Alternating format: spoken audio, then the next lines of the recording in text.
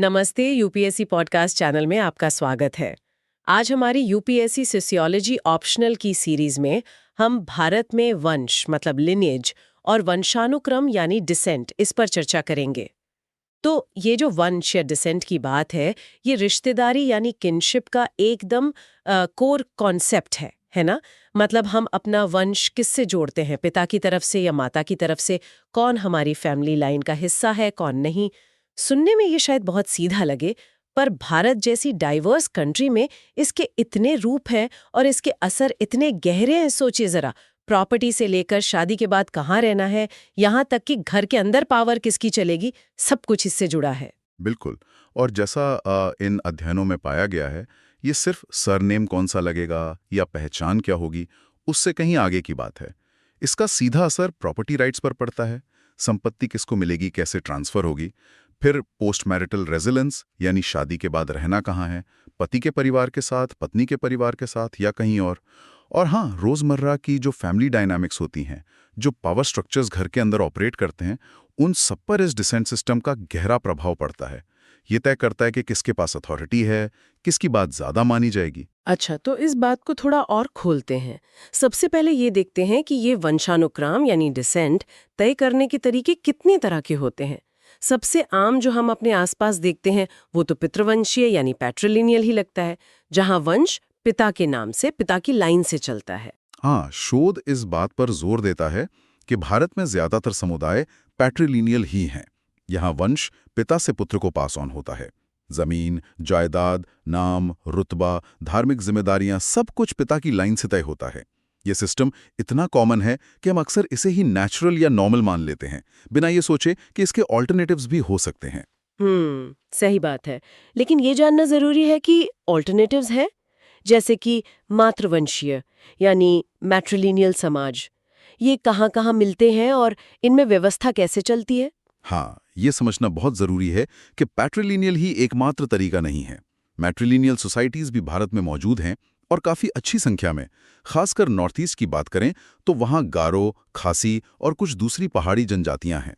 दक्षिण भारत में देखें तो केरल के नायर समुदाय, कुछ मप्पिला समुदाय, लक्षद्वीप के निवासी और इनके अलावा भी कई अन्य आदिवासी और गैर आदिवासी समूह हैं जो मैट्रिलिनियल हैं। अच्छा। हाँ, यहाँ वंश माँ की तरफ से ट्रेस किया जाता है, माँ की लाइन से चलता है। बच्चों को माँ का वंश मिलता है, माँ का कुल नाम अगर वो इस्तेमाल करते हैं मिलता है, और ख़ास तौर पर प्रॉपर्टी, खासकर एंसेस्ट्रल प्रॉपर्टी, अक्सर माँ से बेटी को जाती है, बेटों को नहीं। अरे वाह, ये तो बिल्कुल अलग व्यवस्था हो गई। मतलब वहाँ परिवार की पहचान माँ से जुड़ी है, संपत्ति बेटी को जा रही है। अच्छा, एक और टाइप का जिक्र मिलता है अध्ययनों में, कॉग्नेटिक या बायलैटरल। ये क्या चीज है? कॉग्नेटिक या बायलैटरल डिसेंट सिस्टम ये एक तरह का, आप कह सकते हैं, मिला जुला अप्रोच है। इसमें वंश तय करते समय सिर्फ पिता या सिर्फ माता पक्ष को ही नहीं, बल्कि दोनों पक्षों को इम्पोर्टेंस दी जाती है। दोनों को? हाँ, दोनों को। स्रोत इसके उदाहरण के तौर पर एंग्लो इंडियंस और कुछ जनजातीय समूहों का नाम लेते हैं। इसमें हो सकता है कि फॉर्मल आइडेंटिटी के लिए, जैसे सरनेम वगैरह, पिता का नाम इस्तेमाल हो, लेकिन जब बात आती है कि कौन हमारे रिश्तेदार हैं, किससे मदद लेनी है, या इनहेरिटेंस के कुछ मामलों में, तो माँ के पक्ष को भी बराबर गिना जाता है।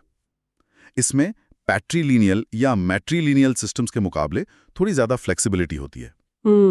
ये दिखाता है कि डिसेंट ट्रेसिंग कितना वेरिएड और अडेप्टेबल हो सकता है। फिक्स्ड रूल से हटकर भी तरीके मौजूद हैं। ये तो हुई डिसेंट ट्रेसिंग की बात। अब एक और कंफ्यूजन जो अक्सर लोगों को होता है और जिसे इन स्रोतों में भी उठाया गया है, वो है मैट्रिलिनियल और मेट्रियार्कल को एक ही समझ लेना। क्या मैट्रिलिनियल होने का मतलब ये है कि वहां औरतों का राज चलता है, मेट्रियार्की है? ये एक बहुत ही आम गलतफहमी है और इसे साफ करना बेहद जरूरी है। अध्ययन स्पष्ट करते हैं कि मैट्रियार्की यानी एक ऐसा सोशल सिस्टम जहां सत्ता या डोमिनेंस पूरी तरह महिलाओं के हाथ में हो, वैसा कोई ज्ञात सिस्टम भारत में एग्जिस्ट नहीं करता है। अच्छा, ऐसा कोई सिस्टम है ही नहीं? नहीं, ज्ञात तो नहीं है। हाँ, मैट्रिलिनियल समाजों में, जैसा हमने देखा, महिलाओं का स्थान निसंदेह महत्वपूर्ण होता है। वंश उनसे चलता है। हाँ, प्रॉपर्टी माँ से बेटी को जा सकती है। जैसे खासी समुदाय में सबसे छोटी बेटी, जिसे कखदू कहते हैं, को एंसेस्ट्रल प्रॉपर्टी मिलती है। लेकिन ये भी उतना ही सच है कि कई महत्वपूर्ण फैसले, खासकर परिवार के मैनेजमेंट से जुड़े या बाहरी दुनिया से डीलिंग्स या पॉलिटिकल किस्म के फैसले, अक्सर उस परिवार के पुरुष सदस्य ही लेते हैं। ओह, इसमें महिला का भाई या मामा, मटरनल अंकल का रोल बहुत महत्वपूर्ण हो जाता है। डिसीजन मेकिंग पावर अक्सर उनके पास होती है।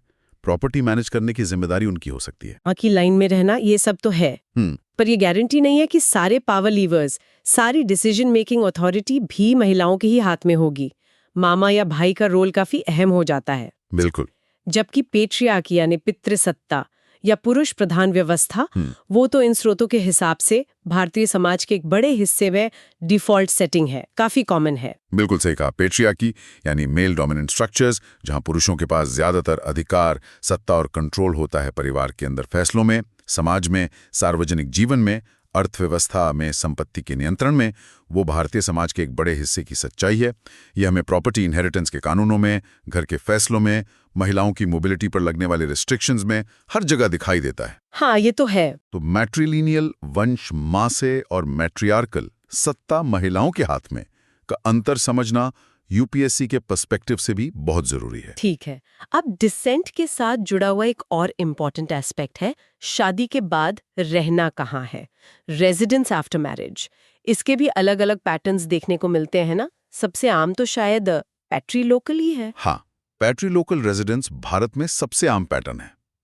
इसमें शादी के बाद पत्नी अपने पति के पिता के घर, या अगर पिता नहीं है तो दादा, चाचा वगैरह के संयुक्त परिवार में रहने जाती है, जिसे हम आम बोलचाल की भाषा में ससुराल जाना कहते हैं। बिल्कुल। ज्यादातर जगहों पर सारे सामाजिक रीति रिवाज, गीत, उम्मीदें सब इसी के इर्द गिर्द बुने जाते हैं। और इसका ठीक उल्टा पैटर्न मैट्रीलोकल रेजिडेंस। मैट्रीलोकल में, जैसा कि नाम से ही जाहिर है, पति शादी के बाद पत्नी की मां के परिवार के साथ रहने जाता है। स्रोत इसके उदाहरण देते हैं खासी, नायर और दूसरे मैट्रिलिनियल समूहों के। अच्छा। सोचिए, जो कॉन्सेप्ट हमारे यहाँ घर जमाई का है और जिसे अक्सर पैट्रीलोकल समाजों में थोड़ा हे दृष्टि से देखा जाता है या मजबूरी समझा जाता है, हाँ, वही मैट्रीलोकल समाजों में एक सामान्य और स्वीकृत सामाजिक नियम है। वहां दामाद का अपनी सास के घर रहना एकदम नॉर्मल है, उस पर कोई स्टिग्मा नहीं है। अच्छा, यहाँ बात और भी दिलचस्प हो जाती है। नियोलोकल रेजिडेंस का भी जिक्र है, मतलब शादी के बाद न पति के घर न पत्नी के घर, बल्कि अपना नया आशियाना बसाना। हाँ, नियोलोकल रेजिडेंस, जहां न्यूली वेडेड कपल अपना एक अलग इंडिपेंडेंट घर स्थापित करता है, माता पिता से अलग। अध्ययन बताते हैं कि कई जनजातीय समूहों में ये पसंद किया जाता है।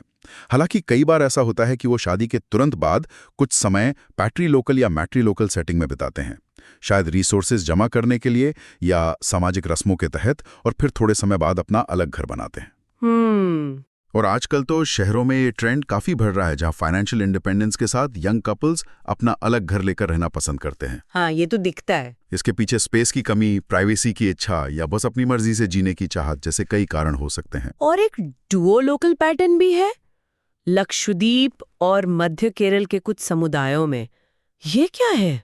ये तो मैंने पहले कभी नहीं सुना था। ये वाकई बहुत यूनिक और फैसिनेटिंग पैटर्न है। डुओ लोकल रेजिडेंस में शादी हो जाने के बाद भी पति अपनी माँ के घर में ही रहता है और पत्नी अपनी माँ के घर में रहती है। क्या मतलब साथ नहीं रहते? हाँ, यानी पति पत्नी लीगली मैरिड हैं, मिलते जुलते हैं, उनके बच्चे भी होते हैं, लेकिन वो फिजिकली एक छत के नीचे एक हाउस होल्ड यूनिट के तौर पर साथ नहीं रहते। दोनों अपने अपने जन्म के परिवार यानी अपनी माँ के घर, जिसे स्रोत मैट्रिलिनियल जॉइंट फैमिली होम के लिए तरावाज शब्द इस्तेमाल कर रहा है, में ही रहते हैं। अच्छा। पति रात को पत्नी के घर जा सकता है, लेकिन उसका परमानेंट रेजिडेंस उसकी माँ का घर ही रहता है। ये मैरिज और रेजिडेंस के कितने अलग अलग अरेंजमेंट्स हो सकते हैं, इसका एक जबरदस्त उदाहरण है। वाओ, ये तो फैमिली और मैरिज का एकदम अलग डायनामिक है। बिल्कुल, ये हमारी परिवार की बनी बनाई धारणाओं को चैलेंज करता है। इससे तो हाउसहोल्ड की परिभाषा ही बदल जाती है। चलिए अब परिवार के प्रकारों पर आते हैं। भारत को अक्सर संयुक्त परिवारों, जॉइंट फैमिलीज का देश कहा जाता है। सोशियोलॉजी में इसे एक्सटेंडेड फैमिली कहते हैं ना? हाँ, जॉइंट फैमिली आम बोलचाल का शब्द है। सोशल एंथ्रोपोलॉजी और सोशियोलॉजी में हम ज्यादा प्रिसाइज टर्म्स इस्तेमाल करते हैं, जैसे न्यूक्लियर फैमिली और एक्सटेंडेड फैमिली। न्यूक्लियर फैमिली यानी एक छोटी इकाई जिसमें सिर्फ पति पत्नी और उनके अविवाहित बच्चे होते हैं, बस। ओके।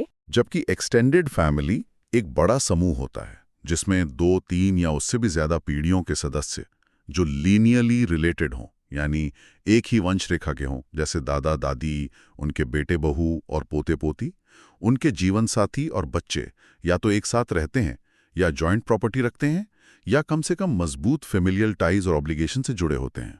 लेकिन इन स्रोतों में ये भी कहा गया है कि मैट्रिलिनियल एक्सटेंडेड फैमिलीज में एक खास बात होती है, कुछ अलग होता है। बिल्कुल, ये एक महत्वपूर्ण न्यूआंस है जिसे समझना जरूरी है। मैट्रिलिनियल एक्सटेंडेड फैमिलीज में जो विवाहित महिलाएं होती हैं, उनके पति उस परिवार इकाई के कोर सदस्य नहीं माने जाते। पति नहीं माने जाते? हाँ, मतलब कोर सदस्य नहीं। पति अपनी पत्नी के घर आते जाते हैं या अगर मैट्रिलोकल है तो साथ भी रहते हैं, लेकिन उनकी प्राइमरी आइडेंटिटी और लॉयल्टी अपनी माँ के मैट्रिलिनियल फैमिली, अपने टारावाट से जुड़ी रहती है। वो अपनी पत्नी के वंश समूह का हिस्सा नहीं बनते। अच्छा, और ये जो हांग धारणा बनी हुई है कि भारत में तो हमेशा से बड़े बड़े संयुक्त परिवार ही होते हैं, सब लोग पीढ़ी दर पीढ़ी एक ही छत के नीचे रहते हैं, क्या ये पूरी तरह सच है?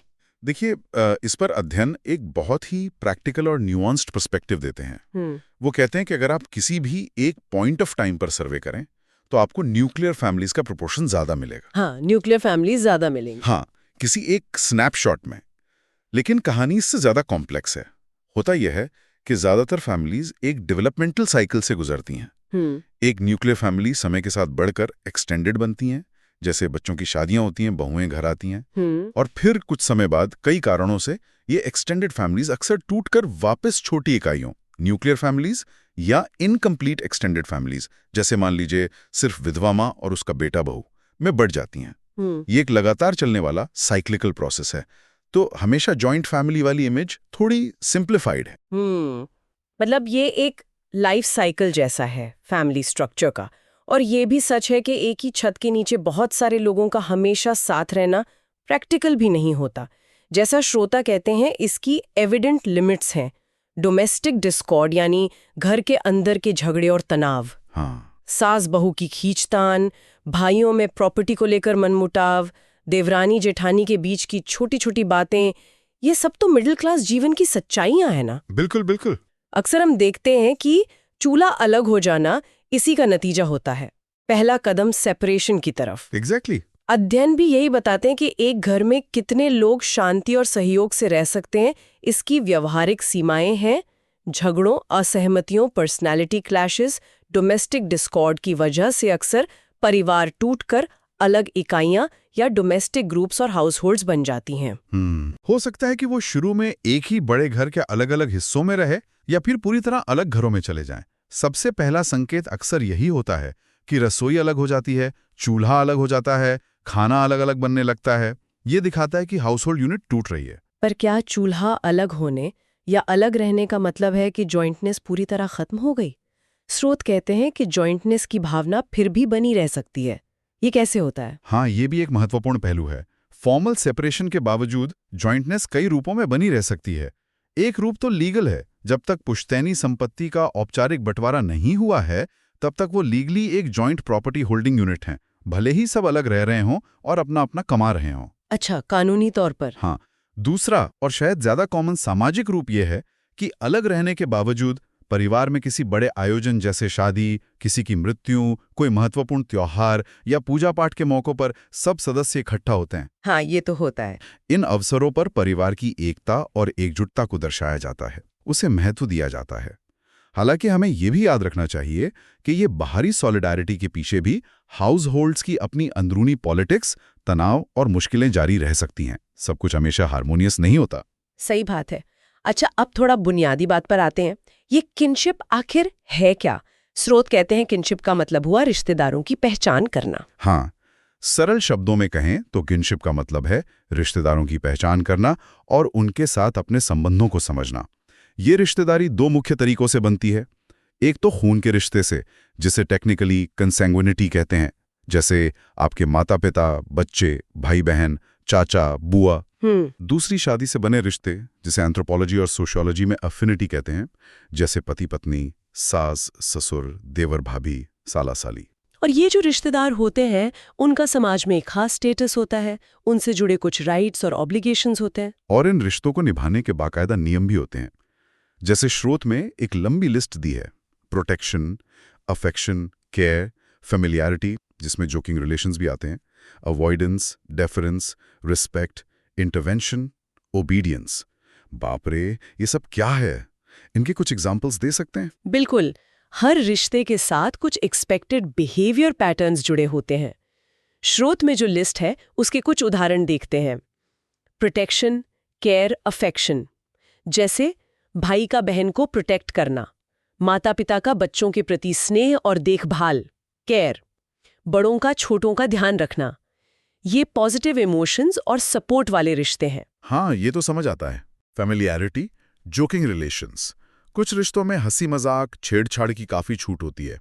भारत में इसके क्लासिक उदाहरण हैं देवर भाभी, जीजा साली और कई समाजों में दादा पोती या नाना नाती के बीच।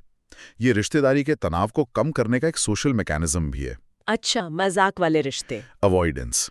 इसके विपरीत कुछ रिश्तों में दूरी बनाए रखने की अपेक्षा होती है, जैसे कई समुदायों में बहू और ससुर के बीच पर्दा करना या सीधी बातचीत से बचना। ये फिजिकल दूरी हो सकती है, बातचीत की सीमाएं हो सकती हैं, या एक दूसरे की तरफ सीधे देखने से बचना, विजुअल अवॉइडेंस भी हो सकता है। पर्दा या दूरी। Deference, respect, obedience. छोटों से उम्मीद की जाती है कि वो बड़ों का आदर करें, उनकी बात मानें, ओबीडियंस, और उनके सामने सम्मानजनक व्यवहार करें, डेफरेंस करें। जैसे पैर छूना, ऊंची आवाज में बात न करना, पहले उन्हें बोलने देना। जी, बड़ों का आदर। इंटरवेंशन। कुछ रिश्तेदारों का ये अधिकार या कर्तव्य माना जाता है कि वो दूसरों के पारिवारिक मामलों में दखल दें, सलाह दें या मध्यस्थता करें। जैसे बच्चे की शादी तय करने में मामा या ताऊ की राय लेना, या भाइयों के झगड़े में किसी बुजुर्ग रिश्तेदार का बीच बचाव करना। ये सारे नियम मिलकर किनशिप सिस्टम को स्ट्रक्चर और मीनिंग देते हैं। ये तो वाकई बहुत डिटेल रूल्स हैं जो हमारे रोजमर्रा के जीवन में दिखते हैं।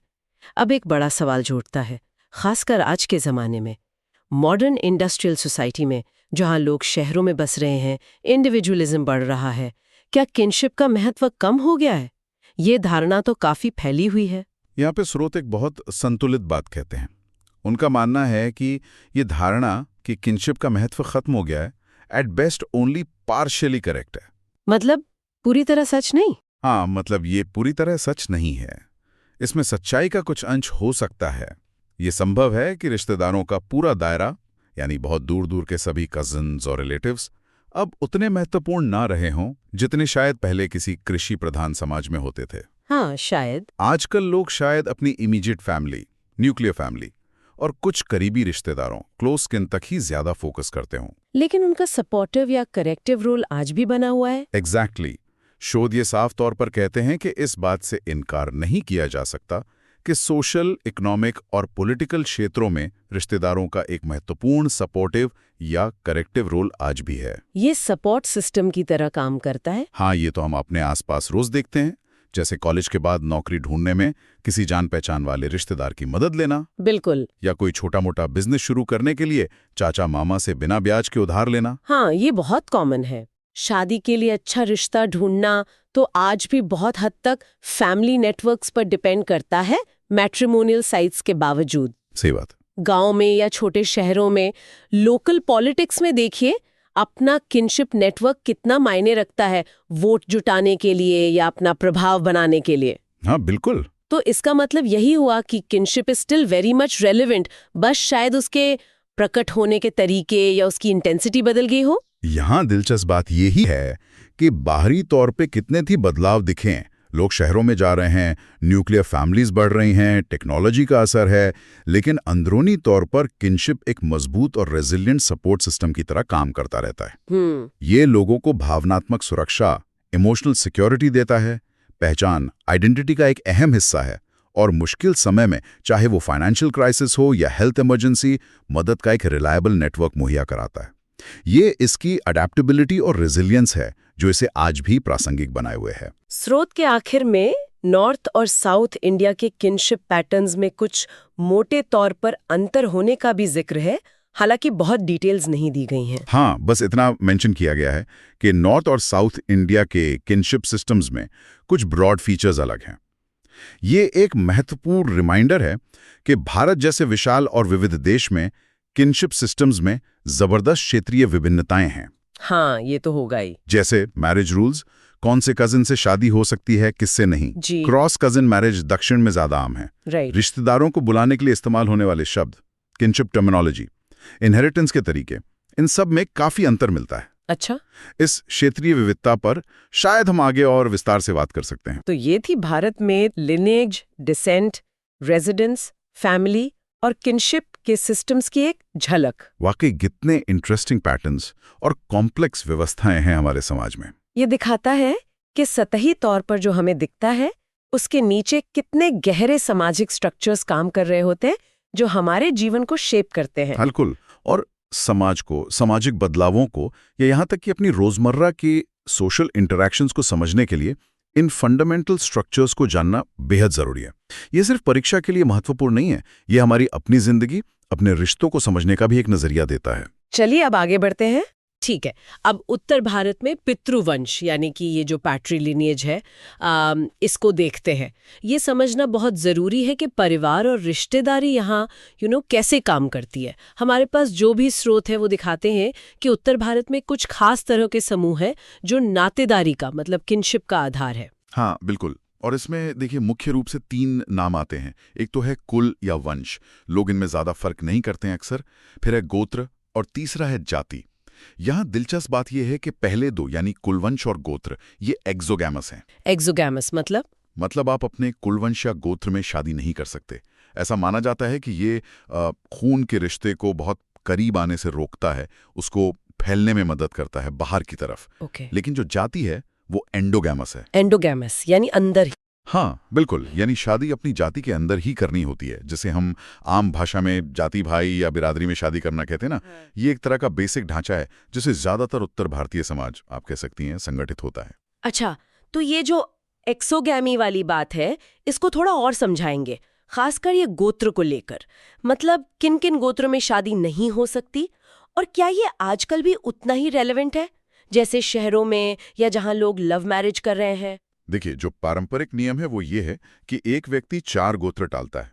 अपने पिता का गोत्र, अपनी माँ का गोत्र, अपनी दादी यानी पिता की माँ का गोत्र और अपनी नानी मतलब माँ की माँ का गोत्र। इन चारों गोत्रों में शादी वर्जित मानी जाती है। 4 गोत्र? हाँ 4। और जहां तक रेलेवेंस की बात है तो हाँ, ये नियम आज भी काफी सख्ती से माने जाते हैं, खासकर जब परिवार वाले शादी तय करते हैं, मतलब अरेंज्ड मैरिजेस में। आप मैट्रिमोनियल विज्ञापनों में भी देखेंगे तो अक्सर गोत्र का जिक्र होता है या पूछा जाता है कि गोत्र बचाया है या नहीं। हाँ, वो तो देखा है। जहां तक लव मैरिज का सवाल है, खासकर बड़े शहरों में, वहां थोड़ी ढील जरूर आई है, ये बात सही है। युवा पीढ़ी शायद इन बातों पर उतना ध्यान न दे, पर पारंपरिक परिवारों में या गांव देहात में आज भी ये एक बहुत बड़ा मुद्दा है। पहचान, सामाजिक स्थिति यानी स्टेटस, और सबसे महत्वपूर्ण संपत्ति मतलब प्रॉपर्टी, जमीन, जायदाद, घर, ये सब पुरुष रेखा, मेल लाइन में ही आगे बढ़ती हैं। मतलब बाप से बेटे को? बिल्कुल, बाप से बेटे को, फिर उसके बेटे को। ट्रेडिशनली बेटियों को इसमें हिस्सा नहीं माना जाता था, उन्हें तो पराया धन समझा जाता था। कहने को अब कानून बदल गए हैं और बेटियों को भी बराबर का हक है, पर जमीनी हकीकत बदलने में आप जानती हैं वक्त लगता है। हाँ, ये संपत्ति वाली बात तो है ही। भाइयों में, चाचा ताऊ के बच्चों में जमीन के झगड़े तो मतलब बहुत ही आम है। कई बार तो पीढ़ियां निकल जाती हैं कोर्ट कचहरी करते हुए। लेकिन ये जो वंश या कुल के लोग हैं, ये सिर्फ झगड़ते ही रहते हैं या कभी साथ भी आते हैं, जैसे किसी फंक्शन में, पूजा पाठ या त्योहारों में? नहीं, बिल्कुल साथ आते हैं। देखिए, ये वंश या कुल के सदस्य जो हैं वो रीति रिवाजों में, पारिवारिक समारोहों में, सेरेमनीज में एक दूसरे का पूरा सहयोग करते हैं। सोचिए ना, घर में कोई शादी ब्याह हो, बच्चे का मुंडन है, किसी का देहांत हो जाए तो श्राद्ध कर्म है, या होली दिवाली जैसे त्यौहार हों, इन सब में ये खानदान या कुनबा जैसे कहते हैं, उसके लोग इकट्ठे होते हैं, हाथ बटाते हैं, आर्थिक और इमोशनल दोनों तरह से सपोर्ट करते हैं। यहाँ तक कि कुछ बड़े इकोनॉमिक एक्टिविटीज़ में भी साथ होते हैं, जैसे गांव में मिलके खेती करना हो, कोई सामुदायिक ट्यूबवेल लगवाना हो, या शहर में कोई पुश्तैनी दुकान या फैमिली बिजनेस चलाना हो। कई बार गांव की राजनीति में या पंचायत के फैसलों में भी इस वंश या कुल का प्रभाव साफ दिखता है। हाँ, लेकिन जैसा आपने कहा, सिक्के का दूसरा पहलू भी उतना ही सच है। इन्हीं ग्रुप्स में जबरदस्त कॉन्फ्लिक्ट्स और पुश्तैनी झगड़े, फ्यूड्स भी होते हैं, जो कई बार पीढ़ी दर पीढ़ी चलते रहते हैं। हाँ, वो तो है। जमीन जायदाद का बंटवारा, पानी का इस्तेमाल, घर की दीवार या कोई रास्ते का विवाद, ये बहुत कॉमन वजह हैं। कई बार तो कोई छोटी सी कहासुनी भी सालों पुराने झगड़े को हवा दे देती है। और ये लेन देन का क्या हिसाब किताब रहता है? जैसे शादियों में या त्योहारों पर जो गिफ्ट्स एक्सचेंज होते हैं, आपने शायद सुना होगा मामा की तरफ से भात भरना या बच्चे के जन्म पर ननिहाल से वो छठी के कपड़े आते हैं। हाँ हाँ बिल्कुल। ये लेन देन, ये गिफ्ट एक्सचेंज नातेदारी व्यवस्था का एक बहुत महत्वपूर्ण हिस्सा है। खास मौक़ों पर अलग अलग तरह के रिश्तेदारों और ससुराल वालों, जिन्हें हम अफाइंस कहते हैं, उनके बीच उपहारों का आदान प्रदान होता है। जैसा आपने कहा, बच्चे के जन्म पर ननिहाल से कपड़े, खिलौने, पैसे आते हैं, जिसे कहीं छूछक कहते हैं, कहीं छठी कहते हैं। शादी में मामा अपनी बहन की बेटी के लिए भात या मायरा लेकर आते हैं। उसमें कपड़े, बर्तन, गहने, पैसे होते हैं। तीज त्योहार पर ससुराल से बहू के लिए सिंधारा या कोथली आती है। हाँ, कोथली। ये सब क्या है? ये सब रिश्तों को मजबूत करने और अपनी सामाजिक स्थिति दिखाने के तरीके हैं। लेकिन इसमें इतनी ज़्यादा लोकल, रीजनल और जातिगत वेरिएशन है, मतलब इतनी विभिन्नता है कि इसे संक्षेप में बताना भी मुश्किल है। पंजाब के रिवाज हरियाणा से अलग होंगे, पूर्वी यूपी के पश्चिमी यूपी से, बिहार के राजस्थान से। एक ही राज्य में अलग अलग जातियों के अपने अपने खास तौर तरीके हैं। पर इन सब में जो एक बात कॉमन है वो ये कि जो करीबी रिश्तेदार हैं, खून के रिश्ते वाले, उनमें शादी बिल्कुल मना है। मतलब नॉर्थ इंडिया में फर्स्ट कजन मैरिज, यानी चाचा, मामा, बुआ, मौसी के बच्चों में शादी, इसके बारे में तो सोचना भी मुश्किल है। ये तो है। अच्छा, एक और बात स्रोत में लिखी थी, गांव या इलाके से बाहर शादी करना, जिसे विलेज या टेरिटोरियल एक्सोगेमी कहते हैं। इसका क्या मतलब है? क्या अपने ही गांव में शादी नहीं कर सकते? हाँ, कुछ इलाकों में, खासकर आप देखेंगे हरियाणा, पश्चिमी उत्तर प्रदेश, राजस्थान के कुछ हिस्सों में, ये नियम भी काफ़ी मजबूती से माना जाता है कि आप न सिर्फ अपने गोत्र में बल्कि अपने गांव में भी शादी नहीं कर सकते। अच्छा। कभी कभी तो आसपास के कुछ गांवों का जो समूह होता है, जिसे ख्वाब का इलाका भी कह सकते हैं कुछ जगहों पर, उसमें भी शादी करने पर पाबंदी होती है। अच्छा। हाँ, इसे गांव बैर भी कहते हैं। इसके पीछे सोच ये होती है कि एक गांव के सभी निवासी जो हैं वो एक तरह से भाई बहन जैसे हैं, इसलिए उनमें शादी नहीं होनी चाहिए। इसका एक बड़ा नतीजा ये होता है कि लड़की शादी के बाद अपने मायके से बहुत दूर चली जाती है। ये दुल्हन को बिल्कुल अनजान माहौल में ले जाता है। हाँ, ये तो है। और यहीं पर देखिए, बेटियों यानी डॉटर्स और बहुओं यानी डॉटर्स इन लॉ की भूमिकाओं का फर्क बहुत साफ नजर आता है। बेटी अपने पिता के घर में मेहमान या जैसे कहा जाता है पराया धन मानी जाती है। उसकी परवरिश इस सोच के साथ होती है कि भाई एक दिन उसे दूसरे घर जाना है। वो घर के कामों में हाथ बटाती है, पर बड़े फैसलों में, डिसीजन मेकिंग में उसकी भूमिका अक्सर सीमित होती है। दूसरी तरफ बहू जब ससुराल आती है तो उससे उम्मीद की जाती है कि वो पूरी तरह से नए घर में रच बस जाए, वहाँ के तौर तरीके अपना ले, सास ससुर और परिवार की सेवा करे और सबसे महत्वपूर्ण, वंश को आगे बढ़ाए। उसे अक्सर बिल्कुल अलग उम्मीदों और एक नए माहौल के साथ एडजस्ट करना पड़ता है। बेटी घर में टेम्पररी है, जबकि बहू एक परमानेंट फिक्सचर बन जाती है, शायद तब तक जब तक वो खुद सास ना बन जाए। चलिए अब थोड़ा दक्षिण भारत का रुख करते हैं।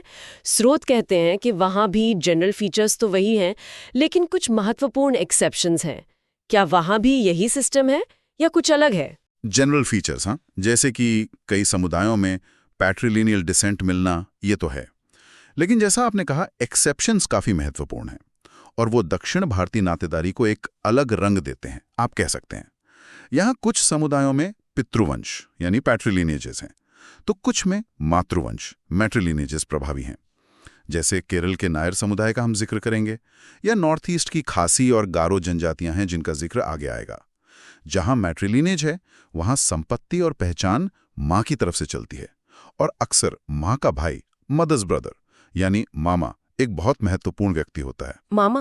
हाँ, वो परिवार का मैनेजर हो सकता है और उसके पास काफी अधिकार, अथॉरिटी होती है। ये उत्तर भारत से काफी अलग है, जहां पिता या बड़ा भाई आमतौर पर यह भूमिका निभाते हैं। अच्छा, मैट्रिलिनेज मतलब वंश माँ की तरफ से चलता है। ये तो पूरी सामाजिक संरचना, सोशल स्ट्रक्चर ही बदल देता होगा। और ये मामा जी की भूमिका भी बहुत इंटरेस्टिंग है। शादियों के बारे में क्या अलग है दक्षिण में? उत्तर में तो हमने देखा कि करीबी रिश्तेदारों में शादी एक तरह से टैबू है, वर्जित है। हाँ, ये एक बहुत बड़ा अंतर है। जैसा हमने शायद पहले भी जिक्र किया था, दक्षिण भारत के कई समूहों में करीबी रिश्तेदारों के बीच शादी न सिर्फ स्वीकृत है, बल्कि उसे प्राथमिकता दी जाती है, प्रेफरेंशियल माना जाता है, यहां तक कि प्रोत्साहित, एनकरेज भी किया जाता है। सबसे आम है cross cousins marriage. Cross cousins यानी ममेरे फुफेरे भाई बहन की शादी। मतलब पिता की बहन के बच्चे और माँ के भाई के बच्चे, इनके बीच शादी। एक और प्रथा जो दक्षिण में मिलती है और जो उत्तर भारतीयों को शायद बहुत चौंका सकती है, वो है मामा और भांजी की शादी। मामा भांजी की शादी, सच में? हाँ, मटर्नल अंकल एंड नीस। खासतौर पर जब भांजी उस आदमी की बड़ी बहन की बेटी हो। ये आपको आंध्र प्रदेश, तमिलनाडु, कर्नाटक के कुछ समुदायों में आज भी मिलेगा। ये उत्तर भारत में तो मतलब इंसेस्ट माना जाएगा, लोग एकदम चौंक जाएंगे सुनकर। इसके फायदे क्या होते होंगे? मतलब क्यों करते हैं लोग ऐसी शादियां? इसके पीछे क्या सामाजिक या आर्थिक तर्क हैं? इसके कई सामाजिक और आर्थिक कारण बताए जाते हैं। सबसे बड़ा फायदा तो ये माना जाता है कि दुल्हन उस परिवार में जा रही होती है जिससे वो पहले से अच्छी तरह परिचित है। वो अपनी मामी जो अब सास बन गईं या अपने मामा जो अब पति हैं, उनको बचपन से जानती है। इससे नए घर में तालमेल बिठाना, एडजस्टमेंट करना आसान हो जाता है। अब सोचिए, एक बिल्कुल अनजान घर में जाने वाली लड़की की जो एंग्जाइटीज होती हैं, वो यहाँ कम हो जाती हैं। हाँ, ये बात तो है। दूसरा, संपत्ति जो है वो करीबी रिश्तेदारों के दायरे में ही रहती है, बाहर नहीं जाती। अगर मामा की संपत्ति है तो भांजी से शादी करके वो एक तरह से घर के अंदर ही रह जाती है। और एक बहुत महत्वपूर्ण सामाजिक बात है, उत्तर भारत के विपरीत, जहां लड़की देने वाले पक्ष को, ब्राइड गिवर्स को, लड़की लेने वाले पक्ष, ब्राइड टेकर से सामाजिक रूप से थोड़ा नीचे मानने की प्रवृत्ति होती है। हाँ, होता है ऐसा। और शायद इसीलिए दहेज जैसी प्रथाओं का दबाव भी ज्यादा होता है। दक्षिण में इस तरह की करीबी रिश्तेदारों की शादियों में ऐसी कोई ऊंच नीच, हायरार्की या दर्जे का अंतर, स्टेटस डिफरेंस नहीं माना जाता। दोनों पक्ष बराबर माने जाते हैं। उपहारों का लेन देन होता है, पर उसमें वो श्रेष्ठताहीनता वाला भाव, सुपीरियोरिटी इंफीरियोरिटी वाला कॉम्प्लेक्स, वो कम होता है। मतलब दुल्हन के लिए सिचुएशन थोड़ी बेहतर हो सकती है, क्योंकि वो बिल्कुल अनजान लोगों के बीच अनजान जगह पे नहीं जा रही। तालमेल बिठाना आसान होगा और शायद एक तरह का भावनात्मक सहारा, एक सपोर्ट सिस्टम पहले से मौजूद होगा। हाँ, बिल्कुल ऐसी उम्मीद की जा सकती है, क्योंकि वो बिल्कुल अपरिचित माहौल में, अनफेमिलियर टेरेन पर नहीं होती। रिश्ते पहले से बने होते हैं, तो शायद दुर्व्यवहार, इल ट्रीटमेंट या शोषण, एक्सप्लॉयटेशन की संभावना कम होती है। इसकी तुलना अगर आप उत्तर भारत से करें, जहां लड़की अक्सर अपने मायके से बहुत दूर होती है और उसे हर छोटी बड़ी बात के लिए ससुराल वालों पर पूरी तरह निर्भर रहना पड़ता है। दक्षिण की इस व्यवस्था में दुल्हन को एक पहले से बनी हुई पहचान और अपनेपन का, एक बिल्ट इन फेमिलियरिटी का एहसास मिलता है, ऐसा कह सकते हैं। ये वाकई बहुत दिलचस्प है। चलिए कुछ और अनोखी व्यवस्थाओं को गहराई से समझते हैं। स्रोतों में कुछ और भी यूनिक उदाहरण हैं। मेघालय के खासी समुदाय की बात करते हैं। ये मैट्रिलिनियल है। ये कैसे काम करता है? हाँ, खासी समुदाय जो है वो वंश यानी डिसेंट, विरासत यानी इनहेरिटेंस और उत्तराधिकार यानी सक्सेशन, इन तीनों मामलों में पूरी तरह से मैट्रिलिनियल है। मतलब सब कुछ माँ की वंशरेखा से चलता है। यहाँ तक कि निवास स्थान, रेजिडेंस भी ज्यादातर मैट्रिलोकल है। मैट्रिलोकल यानी शादी के बाद पति पत्नी के घर आकर रहता है, जिसे वो शायद उर्शाद कुरई जैसा कुछ कहते हैं। और उनके विरासत के सिस्टम में सबसे छोटी बेटी, जिसे काखद्दू कहते हैं, की बहुत खास भूमिका है। वही पैतृक संपत्ति की मुख्य वारिस होती है। सबसे छोटी बेटी, ये तो पितृसत्तात्मक पेट्रियार्कल समाजों से बिल्कुल उल्टा है, जहां आमतौर पर बेटे को या कभी-कभी बड़ी बेटी को ज्यादा इंपॉर्टेंस मिलती है। तो फिर बाकी बेटियों का क्या होता है? उन्हें कुछ नहीं मिलता? नहीं, ऐसा नहीं है कि उन्हें बिल्कुल कुछ नहीं मिलता। बाकी बेटियां शादी और एक दो बच्चे होने के बाद अपना अलग घर बसाने के लिए माँ का घर छोड़ देती हैं, और उन्हें भी संपत्ति का कुछ हिस्सा मिलता है। लेकिन सबसे छोटी बेटी काखद्दू, वो अपने पति और बच्चों के साथ अपनी माँ के घर में ही रहती है। वो सिर्फ संपत्ति की वारिस नहीं होती, बल्कि वो घर के जो धार्मिक अनुष्ठान हैं, रिचुअल्स हैं, और पूर्वजों की अस्थियां, जिन्हें वो इंग कहते हैं, उनकी संरक्षक, कस्टोडियन भी होती है। अच्छा। परिवार की जो कंटिन्यूटी है वो उसी से जुड़ी होती है। जमीन, खासकर जो पैतृक भूमि है, एंसेस्ट्रल लैंड, उसके मामले में भी उसकी खास स्थिति, पोजीशन होती है, वो उसी के पास रहती है। एक तरह से कह सकते हैं कि वो परिवार की धुरी है, एंकर है। वाओ, ये तो बिल्कुल ही अलग पावर स्ट्रक्चर है। घर का केंद्र पुरुष नहीं, महिला है, और उसमें भी सबसे छोटी बेटी। अच्छा, गारो समुदाय का भी जिक्र है स्रोतों में, वो भी मेघालय में ही है। वहां क्या व्यवस्था है? गारो समुदाय भी मैट्रिलिनियल है, लेकिन उनका सिस्टम थोड़ा अलग है खासी से। उनके घर या हाउस होल्ड को नोक कहते हैं। जिस बेटी को घर की विरासत संभालने और उसे आगे बढ़ाने के लिए चुना जाता है, उसे नोकमा कहते हैं। जरूरी नहीं कि वो सबसे छोटी बेटी ही हो, किसी भी बेटी को चुना जा सकता है। अच्छा। उसे अपने पिता के वंश, लीनिएज के किसी व्यक्ति से शादी करनी होती है। ज्यादातर पिता की बहन का बेटा यानी फादर्स सिस्टर सन वो पसंदीदा चुनाव, प्रिफर्ड मैच होता है। उसके पति को नोकरामो कहा जाता है। तो पति यानी नौकरमों को क्या मिलता है? क्या उसे भी कोई अधिकार मिलते हैं पत्नी के घर में नोक में? हाँ बिल्कुल, ससुर यानी फादर इन लॉ की मृत्यु के बाद नोकरमों को अपनी पत्नी के नोक यानी घर का मुखियापन, हेडशिप और प्रबंधन मैनेजमेंट विरासत में मिलता है। वो घर का मैनेजर बन जाता है एक तरह से। लेकिन इसमें एक बहुत ही चौंकाने वाली शर्त है स्रोत के अनुसार। ऐसा करने से पहले उसे अपनी सास यानी वाइफ्स मदर से शादी करनी पड़ती है। क्या? अपनी सास से शादी? सच में? ये क्यों? मतलब ये कैसा रिवाज है? क्या इसका कोई आर्थिक कारण है या कुछ और? स्रोत बताते हैं कि ये प्राइमरीली मतलब मुख्य रूप से एक इकोनॉमिक अरेंजमेंट है। संपत्ति और प्रबंधन को वंश के भीतर रखने का एक तरीका है। इस बात पर काफी बहस है एंथ्रोपोलॉजिस्ट के बीच कि क्या ये शादी आदमी और उसकी सास के बीच जो होती है वो कभी वास्तविक रूप लेती है, यानी उसमें फिजिकल रिलेशंस, सेक्सुअल रिलेशंस होते हैं या नहीं। कई लोग मानते हैं कि ये सिर्फ एक औपचारिकता है, एक फॉर्मेलिटी है, कॉन्टिन्यूटी बनाए रखने के लिए एक सिंबॉलिक यूनियन है। लेकिन कुछ मानव विज्ञानी, एंथ्रोपोलॉजिस्ट्स अपने फील्ड स्टडीज के आधार पर जोर देकर कहते हैं कि उनके बीच शारीरिक संबंध होते हैं। फैसिनेटिंग है ना? है तो। ये दिखाता है कि नातेदारी और शादी के कितने अलग अलग रूप हो सकते हैं, जिन्हें हम अपने कल्चरल लेंस से शायद अजीब समझें, पर वो उन समाजों के लिए कारगर हैं, उनके लिए फंक्शनल है। ये नातेदारी व्यवस्थाएं तो वाकई में बहुत डाइवर्स है। मतलब भारत में ही रिश्तों की कितनी अलग अलग तस्वीरें हैं।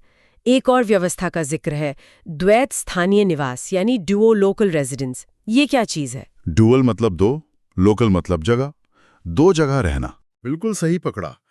डुओ लोकल रेजिडेंस का मतलब है कि शादी के बाद पति पत्नी एक साथ एक घर में नहीं रहते, बल्कि अपने अपने जन्म के घर, अपने नेटल होम में ही रहते हैं। पति रात में पत्नी से मिलने उसके घर जाता है और सुबह अपने घर लौट आता है। बच्चे माँ के घर पर ही पलते बढ़ते हैं और माँ के वंश के माने जाते हैं। अच्छा। ये व्यवस्था पहले मध्य केरल के नायर समुदाय में काफी प्रचलित थी और अब भी लक्षद्वीप द्वीपों में पाई जाती है। बाहर के लोगों को, खासकर जो न्यूक्लियर फैमिली के आदी हैं, उनको ये थोड़ा अजीब, बिजार लग सकता है, पर यह व्यवस्था उन समाजों में काम करती रही है और कर रही है। केरल के नायर, इनमें कौन किससे शादी करता था? और ये विजिटिंग हस्बैंड वाला कॉन्सेप्ट क्या था? थोड़ा और बताइए इसके बारे में। मायर महिलाएं मैट्रिलिनियल थीं और उनके बड़े संयुक्त परिवार, जॉइंट फैमिलीज होते थे, जिन्हें तरावाड़ कहते थे। महिलाएं शादी के बाद भी अपने तरावाड़ में ही रहती थी। वो अपने ही नायर समुदाय के पुरुषों या फिर उनसे ऊंची जाति के माने जाने वाले नंबूदरी ब्राह्मण पुरुषों के साथ संबंध बना सकती थी। इन संबंधों को संबंधम कहते थे। संबंधम? हाँ, ये पुरुष विजिटिंग हस्बैंड की तरह होते थे। ये संबंधम रिश्ते आजकल के औपचारिक शादी जैसे नहीं थे, बल्कि एक सामाजिक रूप से स्वीकृत संबंध थे, जिनमें पुरुष की भूमिका और जिम्मेदारियां सीमित थीं, खासकर बच्चों के पालन पोषण और संपत्ति के अधिकार को लेकर। अगर नायर पति दूर रहता था तो शायद हफ्ते में या कुछ दिनों में एक बार ही आ पाता था, लेकिन नंबूदरी पतियों को कुछ खास सुविधा, प्रिविलेज मिलती थी, खासकर अगर वो आसपास रहते थे। कैसी सुविधा? क्या उन्हें पत्नी के घर तरावाड़ में रहने की इजाजत थी? पास ही नंबूदरी पति के रहने के लिए एक अलग छोटा घर या कमरा बना दिया जाता था, जिसे मठ कहते थे। ये अक्सर किसी तालाब या कुएं के पास होता था, ताकि वो अपनी धार्मिक शुद्धता, रिचुअल प्यूरिटी बनाए रख सकें। अच्छा, शुद्धता के लिए? हाँ, और दिन के समय अपनी इसी शुद्धता को बनाए रखने के लिए नंबूदरी पति अपनी नायर पत्नी और बच्चों के साथ खाना नहीं खा सकता था और नहीं कोई शारीरिक संपर्क, फिजिकल कांटेक्ट रख सकता था, क्योंकि नायर उनसे जाति क्रम में, कास्ट हायरार्की में नीचे माने जाते थे। लेकिन रात में ये नियम लागू नहीं होते थे। तब वो अपने बच्चों के प्रति स्नेह जता सकता था और पत्नी के साथ इंटीमेट हो सकता था, पर बच्चे हमेशा माँ के तरावाड़ और वंश के ही माने जाते थे। पिता की संपत्ति पर उनका कोई हक नहीं होता था। ये तो बहुत ही जटिल सामाजिक व्यवस्था है, कॉम्प्लेक्स सोशल अरेंजमेंट। धार्मिक शुद्धता, जाति व्यवस्था, मातृवंश, विजिटिंग हस्बैंड, सब एक साथ। और लक्षद्वीप में ये व्यवस्था अब भी चल रही है। वहाँ कैसे काम करती है? हाँ, लक्षद्वीप में डुओ लोकल रेजिडेंस अभी भी काफी हद तक चलन में है, प्रैक्टिस में है। स्रोत में 1961-63 में वहां के एक द्वीप कलापनी पर हुए एक अध्ययन, एक स्टडी का जिक्र है, जिसके मुताबिक उस समय लगभग 76% शादियां इसी डुओ लोकल पैटर्न की थीं। 76%? काफी ज्यादा है। हाँ, पति और पत्नी अपने अपने मातृवंशीय घरों में रहते थे और पति रात को पत्नी के घर जाता था। क्योंकि द्वीप छोटे होते हैं तो दूरियां ज्यादा नहीं होती, आना जाना संभव है, मैनेजेबल है, जिससे इस व्यवस्था को चलाना आसान हो जाता है। दिलचस्प बात यह है कि पति अपनी बहन के बच्चों की परवरिश में ज्यादा शामिल होता है बजाय अपने खुद के बच्चों के, क्योंकि बच्चे मां के वंश के हैं। ये फिर से दिखाता है कि परिवार और शादी के कितने अलग अलग मतलब और संरचनाएं हो सकती हैं। तो ये थे भारत में नातेदारी के कुछ बहुत ही दिलचस्प और विविध रूप, उत्तर से लेकर दक्षिण, और कुछ अनोखे मातृवंशीय और द्वैत स्थानीय व्यवस्थाओं तक। वाकई में कितनी विविधता है हमारे देश में रिश्तों को समझने और निभाने की। चलिए आगे बढ़ते हैं। ओके, तो अब हम डिस्कस करते हैं भारत की कुल और गोत्र व्यवस्थाओं को। हाँ बिल्कुल। ये लीनिएज और किनशिप यानी वंश और कुटुंब के जो कल्चरल प्रिंसिपल्स हैं, ये इंडियन सोशल स्ट्रक्चर को समझने के लिए बेहद ज़रूरी हैं। इनके बिना सोसाइटी की पूरी पिक्चर समझना मुश्किल है। बिल्कुल। और भारत में वंश और उत्पत्ति मतलब डिसेंट का जो इम्पोर्टेंस है, उसे समझने के लिए जीएस घुरिये और आनंदा कुमारस्वामी जैसे थिंकर्स का काम वो फाउंडेशनल है। अच्छा। उन्होंने कुल और गोत्र जैसे कॉन्सेप्ट्स का इस्तेमाल करके बताया कि ये सिर्फ रिचुअल्स या नाम नहीं है, बल्कि ये समाज की बनावट, उसके रूल्स तय करने में बहुत डीप रोल निभाते हैं। हम ये शब्द सुनते तो हैं शादी के वक्त, पूजा पाठ में, लेकिन इनका सोशोलॉजिकल सिग्निफिकेंस जबरदस्त है। बिल्कुल। तो चलिए इसे थोड़ा और अनपैक करते हैं। ये कुल और गोत्र आखिर हैं क्या चीज? खासकर घुरिये ने इन्हें कैसे देखा? क्योंकि सुनने में तो लगता है अच्छा गोत्र पता है, लेकिन समाज में इसका फंक्शन काफी कॉम्प्लेक्स है। हाँ देखिए, घुरिये की सबसे महत्वपूर्ण इंसाइट शायद यही थी कि गोत्र व्यवस्था भारत में जाति व्यवस्था से भी ज्यादा यूनिवर्सल है। अच्छा, यूनिवर्सल? हाँ, ये सिर्फ ब्राह्मणों या किसी एक दो जाति तक सीमित नहीं है। आपको अलग अलग जातियों, अलग अलग इलाकों में गोत्र सिस्टम मिलेगा। ये एक ऐसा थ्रेड है जो पूरे भारतीय समाज में फैला हुआ है, कास्ट लाइंस को भी क्रॉस करता हुआ। इंटरेस्टिंग। मतलब जाति अलग हो सकती है लेकिन गोत्र सेम हो सकता है। थ्योरेटिकली हाँ, हालांकि प्रैक्टिस में जातियां अपने गोत्र समूह में ही ज्यादातर बंटी होती हैं। लेकिन घुरिये का पॉइंट था कि ये कॉन्सेप्ट किसी एक जाति की प्रॉपर्टी नहीं है। और ज्यादा फैसिनेटिंग बात यह है कि गोत्र एक ही टाइम पर यूनिफिकेशन और डिवीजन दोनों का सोर्स है। यूनिफिकेशन और डिवीजन कैसे? देश के किसी भी कोने में हो या दुनिया में कहीं भी हो, एक कनेक्शन फील करते हैं, अरे हम तो एक ही ऋषि की संतान है टाइप का भाव। हाँ होता ही है। कभी कभी लोग मिलते हैं, बात करते हैं, पता चलता है सेम गोत्र के हैं, तो एकदम से गोत्र भाई वाला रिश्ता बन जाता है, भले ही पहले कभी मिले ना हो। ये एक बड़ी इमेजिन्ड कम्युनिटी जैसी पहचान बनाता है। हाँ, ये होता है। कॉलेज हॉस्टल्स में या नई जगह पर लोग अक्सर पूछ लेते हैं गोत्र क्या है, और सेम निकल आए तो एक इंस्टेंट बॉन्डिंग हो जाती है। सही बात है। एग्जैक्टली। लेकिन दूसरी तरफ यही गोत्र डिवीजन भी करता है, और सबसे बड़ा डिवीजन है मैरिज के मामले में। हाँ, ये तो है। यूनिवर्सल नियम है कि सेम गोत्र में शादी नहीं हो सकती। इसे गोत्रा एक्सोगेमी कहते हैं, यानी अपने गोत्र से बाहर विवाह करना। तो देखिए, वही चीज जो दूर बैठे लोगों को जोड़ रही है, वही पास के लोगों के बीच शादी की बाउंड्री बना रही है। कितना पैराडॉक्सिकल है। बिल्कुल सही कहा। शादी की बात चलते ही पहला सवाल गोत्र का ही आता है अक्सर। लड़की लड़की का गोत्र क्या है, कहीं सेम तो नहीं। और फिर आता है कुल। कुल ज्यादातर डायरेक्ट लिनिएज को रेफर करता है। अच्छा, ये गोत्र से अलग है? हाँ, थोड़ा अलग। ये उन लोगों का ग्रुप है जो मानते हैं कि वो किसी एक कॉमन एंसेस्टर, एक जाने पहचाने पूर्वज से आए हैं, और अक्सर इस पूर्वज या कुल देवता कुल देवी की पूजा भी होती है। हाँ, कुल देवता पूजा तो बहुत कॉमन है। बिल्कुल। कई परिवारों में साल में एक बार या किसी खास मौके पर पूरा खानदान इकट्ठा होकर कुलदेवता की पूजा करता है। ये सिर्फ पूजा नहीं, ये अपनी जड़ों से जुड़ने का, अपनी फैमिली हिस्ट्री को याद करने का तरीका है। कुल आपकी इमीडिएट फैमिली आइडेंटिटी से ज्यादा जुड़ा है, जबकि गोत्र एक ज्यादा बड़े मिथिकल कनेक्शन की तरफ इशारा करता है। ये आपकी पहचान का, आपकी रूट्स का एक अहम हिस्सा है। अच्छा, तो ये पहचान, पूजा पाठ और शादी के नियम, ये सब आपस में जुड़े हुए हैं। जी। आपने शादी की बात की तो कुमारस्वामी कहते हैं कि मैरिज रूल्स काफी हद तक इन्हीं कुल और गोत्र के डॉक्ट्रिन से तय होते हैं। हाँ जी। ये सिस्टम काम कैसे करता है, थोड़ा डिटेल में बताइए। बिल्कुल। कुमारस्वामी ने इसी बात पर जोर दिया कि भारत में ट्रेडिशनल मैरिज रूल्स सिर्फ पसंद नापसंद या सोशल स्टेटस का मामला नहीं है। इनके पीछे लिनिएज की प्योरिटी और सोशल ऑर्डर बनाए रखने के गहरे कल्चरल लॉजिक्स काम करते हैं। लॉजिक? हाँ अच्छा। हाँ, कुल और गोत्र इसमें सेंट्रल रोल निभाते हैं। जो मेन रूल है जिसका जिक्र अक्सर शास्त्रों में मिलता है वो है सपिंडा एक्सोगमी का सिद्धांत। सपिंड? हाँ, सपिंड।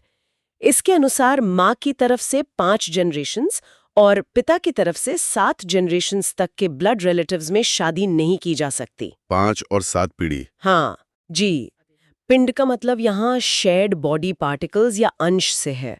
मतलब जिनके बीच खून का करीबी रिश्ता माना जाता है, उनमें मैरिज नहीं होनी चाहिए। ओह। ये जेनेटिक डाइवर्सिटी बनाए रखने का एक ट्रेडिशनल तरीका भी कह सकते हैं, और साथ ही सोशल कंफ्यूजन से बचने का भी। 5 और 7 पीढ़ी आजकल के न्यूक्लियर फैमिलीज के जमाने में, जहां लोगों को अपने परदादा परदादी का नाम भी मुश्किल से पता होता है, ये हिसाब रखना तो भयंकर कॉम्प्लिकेटेड लगता होगा। क्या ये आज भी फॉलो होता है?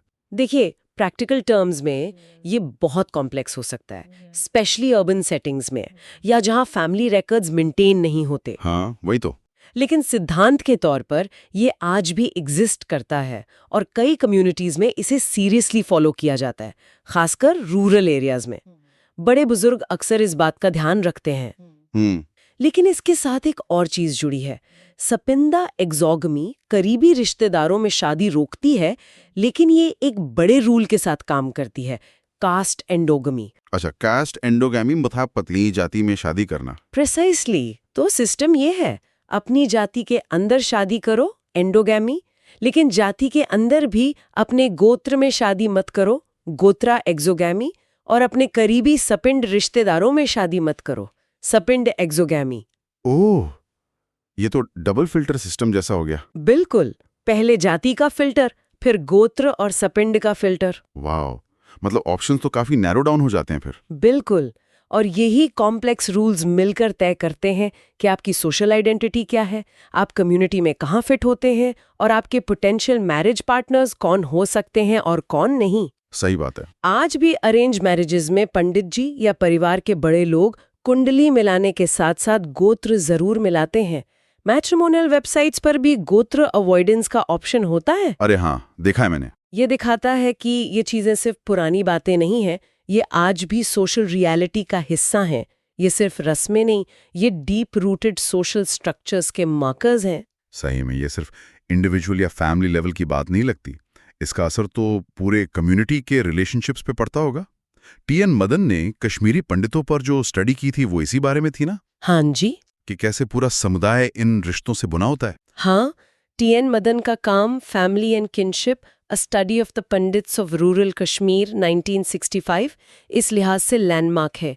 उन्होंने दिखाया कि कैसे कश्मीर के ग्रामीण पंडित समुदाय में किनशिप टाइज का एक बहुत घना जाल, एक डेंस नेटवर्क बना हुआ था जो पूरे समुदाय को एक साथ जोड़ता था। Dense network? हाँ, ये सिर्फ इमीडिएट फैमिली तक सीमित नहीं था। मदन ने इसे 3 लेवल्स पर देखा, प्राइमरी, सेकेंडरी और टर्शरी किनशिप टाइज। अच्छा, प्राइमरी, सेकेंडरी, टर्शरी। इनके साथ रोज का उठना बैठना, खाना पीना, सुख दुख सब शेयर होता है। ठीक है, ये तो कोर फैमिली हो गई। बेसिक। फिर आते हैं सेकेंडरी रिलेटिव्स, चाचा ताऊ, मामा मौसी, बुआ फूफा और उनके बच्चे, यानी आपके फर्स्ट कजिन्स। हाँ, चचेरे ममेरे भाई बहन वगैरह। बिल्कुल। इनसे भी रिश्ते काफी क्लोज होते हैं। फेस्टिवल्स पर, फैमिली फंक्शंस में मिलना जुलना लगा रहता है। ये आपकी एक्सटेंडेड फैमिली का हिस्सा है। अंडरस्टूड। और फिर आते हैं टर्शरी रिलेटिव्स, जो और दूर के हो जाते हैं, जैसे आपके दादा दादी के भाई बहन के पोते पोतियां, या नानी नाना की बहनों के नाती पोते, या आपके सेकंड कजिन्स के बच्चे। अरे बाप रे, ये तो बहुत दूर के हो गए। सुनने में लगता है कि इनसे क्या ही लेना देना होगा, लेकिन मदन ने पाया कि कश्मीरी पंडितों के उस ग्रामीण समाज में ये रिश्ते भी रिकॉग्नाइज थे और निभाए जाते थे।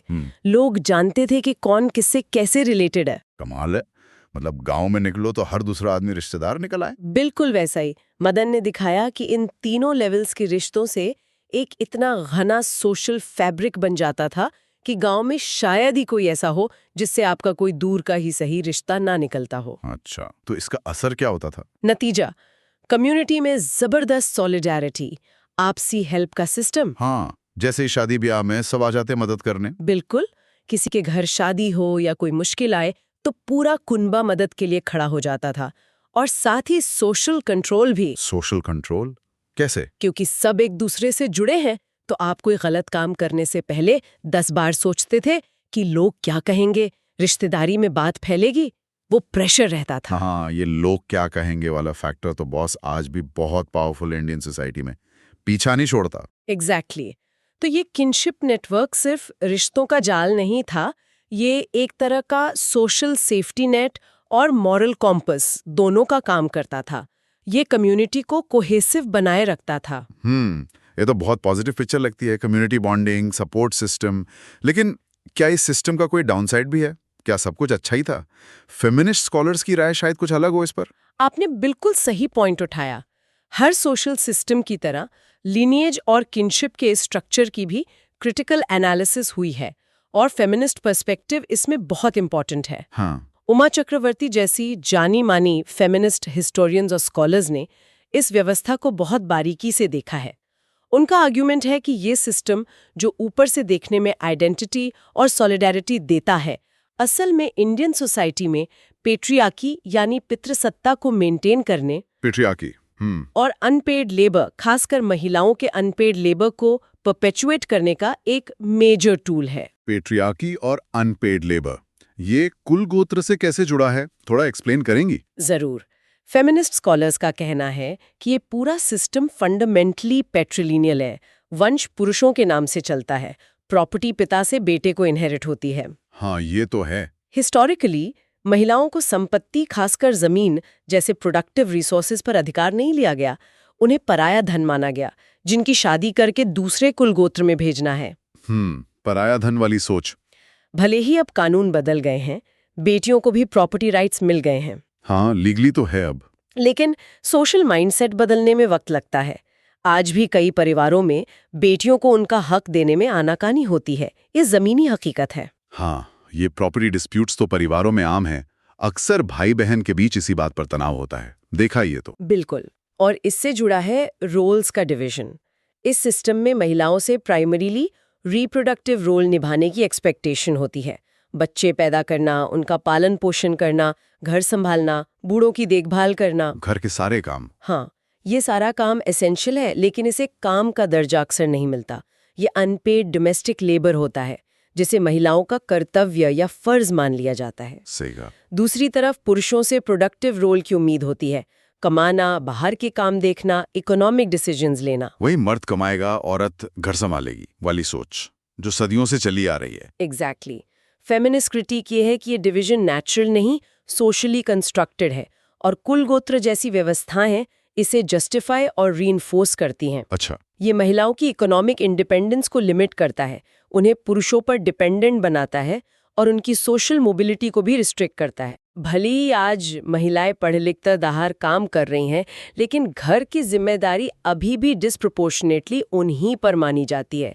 ये डबल बर्डन कहलाता है। हाँ, ऑफिस का काम भी करो, घर का भी। बिल्कुल। तो जब हम कुल गोत्र की बात करते हैं तो उसके इस क्रिटिकल डायमेंशन को समझना भी जरूरी है कि ये कैसे जेंडर इनइक्वालिटी को शेप करता आया है और आज भी कर रहा है। ये सिर्फ इतिहास की बात नहीं है। ये वाकई सोचने वाली बात है। मतलब जो चीज सोशल आइडेंटिटी दे रही है, कम्युनिटी बना रही है, वही इनइक्वालिटी भी पैदा कर सकती है या उसे मेंटेन कर सकती है। कॉम्प्लेक्स है, बहुत कॉम्प्लेक्स। क्या इसका असर सिर्फ फैमिली और सोसाइटी तक ही सीमित है या पॉलिटिक्स में भी इसका कोई रोल है? पॉल ब्रास ने शायद इस पर कुछ कहा है। हाँ, लिनिएज और किनशिप का असर सिर्फ सोशल और फैमिली स्फीयर्स तक लिमिटेड नहीं है। इंडियन पॉलिटिक्स में भी इसका गहरा प्रभाव है। पॉल ब्रास, जो इंडियन पॉलिटिक्स के बहुत रिस्पेक्टेड स्कॉलर रहे हैं, उन्होंने इस तरफ ध्यान दिलाया। अच्छा, पॉलिटिक्स में कैसे? देखिए, हम सब जानते हैं कि इंडियन पॉलिटिक्स में कास्ट एक बड़ा फैक्टर है। इलेक्शंस हों, अलायंसेस हों, कैंडिडेट सिलेक्शन हों, कास्ट इक्वेशंस देखे जाते हैं। ये तो जग जाहिर है। हाँ, ये तो है ही।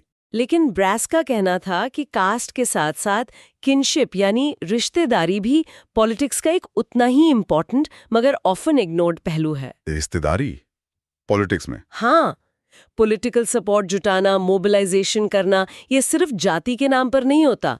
किनशिप नेटवर्क्स का भी इसमें जबरदस्त इस्तेमाल होता है। अच्छा, ये कैसे काम करता है पॉलिटिक्स में? कोई एग्जांपल्स हैं? बिल्कुल।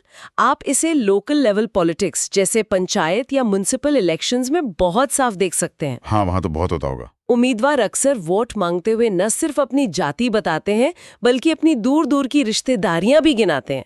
फलां गांव में मेरी बहन ब्याही है, वो कैंडिडेट तो हमारे चाचा के समधी के भाई हैं, हमारी दादी और उनकी नानी बहनें थीं, इस तरह की बातें। हाँ हाँ, सुना है ये सब। ये वोटर्स के साथ एक पर्सनल कनेक्शन बनाने और लॉयल्टी हासिल करने में मदद करती हैं। लोग सोचते हैं चलो कोई भी हो, है तो अपना ही आदमी औरत। वो अपनापन वाला एंगल, हाँ। ये अपनापन वाला एंगल तो चुनावों में खूब चलता है। वोट पक्का। और बड़े लेवल पर देखें तो इंडियन पॉलिटिक्स में पॉलिटिकल डायनेस्टीज का जो फिनोमेना है, यानी एक ही परिवार के लोगों का पीढ़ी दर पीढ़ी राजनीति में आना, वो भी किनशिप के इम्पोर्टेंस को दिखाता है। हाँ, राजनीतिक परिवार। एक नेता के बाद उसका बेटा, बेटी, पत्नी या कोई और करीबी रिश्तेदार पॉलिटिक्स में आता है तो उन्हें सिर्फ नाम का फायदा नहीं मिलता, बल्कि उस नेता द्वारा बनाए गए किनशिप और फैमिली नेटवर्क्स का भी फायदा मिलता है। अच्छा, मतलब पूरा नेटवर्क सपोर्ट करता है। हाँ, ये नेटवर्क सिर्फ पॉलिटिकल वर्कर्स का नहीं होता, इसमें फैमिली टाइज, मैरिज अलायंसेस सब शामिल होते हैं। ये नेटवर्क रिसोर्सेज जुटाने, इन्फ्लुएंस बनाने और वोटर्स को मोबिलाइज करने में मदद करता है। तो ब्रास का आर्ग्यूमेंट येगा कि इंडियन पॉलिटिक्स को सिर्फ कास्ट के लेंस से देखना अधूरा है। किनशिप के डायनामिक्स को समझे बिना पूरी पिक्चर क्लियर नहीं होती। ये दोनों फैक्टर्स मिलकर पॉलिटिकल लैंडस्केप को बेहद कॉम्प्लेक्स बनाते हैं। वाकई कुल, गोत्र, कुटुंब, ये सिर्फ टेक्स्ट बुक के कॉन्सेप्ट्स या पुराने जमाने की बातें नहीं हैं। ये आज भी हमारे समाज, परिवार, रिश्तों और यहाँ तक कि हमारी पॉलिटिक्स को भी गहरे लेवल पे अफेक्ट कर रही हैं। ये डिस्कशन काफी इल्यूमिनेटिंग रही। हाँ, ये दिखाता है कि हमारी पर्सनल आइडेंटिटीज और सोशल स्ट्रक्चर्स कितने इंट्रिकेटली आपस में जुड़े हुए हैं। इन कॉन्सेप्ट्स को समझने से हमें अपने आसपास की दुनिया को और शायद खुद को भी बेहतर समझने में मदद मिलती है। तो सोचने वाली बात यह है कि ग्लोबलाइजेशन और मॉडल जीवन शैली के इस दौर में क्या कुल, गोत्र जैसी सदियों पुरानी व्यवस्थाएं अप्रासंगिक हो जाएंगी, या ये नए, शायद ज्यादा सटल तरीकों से हमारी पहचान और रिश्तों को आकार देती रहेंगी? ये सवाल बना रहता है। बिल्कुल, देखने वाली बात होगी। Okay. So, we hope you liked our today's discussion on lineage and descent in India. For more such discussions on UPSC topics, subscribe to the UPSC podcast channel. धन्यवाद। जय हिंद।